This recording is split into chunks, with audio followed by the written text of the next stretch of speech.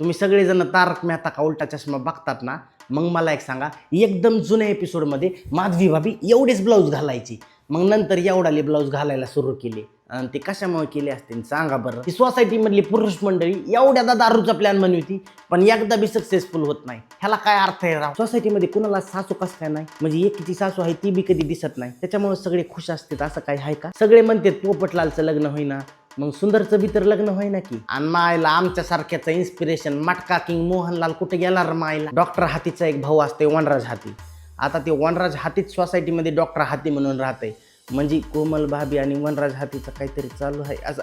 नाही सॉरी रे, मला चिडू नका, बसा ना. गोकुलधाम सोसायटीमध्ये लई जास्त युनिटी असं दाखवितात आणि झाडभर 7-8 फॅमिली असतात फक्त फंक्शनला, बाकीचे कुठं गेले? सोसायटीमधून रिपोर्टर बी गायब झाली, म्हणजे पोपटलाल तिला छेडायचा किंवा तारक संतीचं काहीतरी चालू होतं असं असन का? जुन्या एपिसोडमध्ये रसिकन भानुमती असायचे बघा, मग ते गायब झाले ना, आता नवीन एक फॅमिली आली.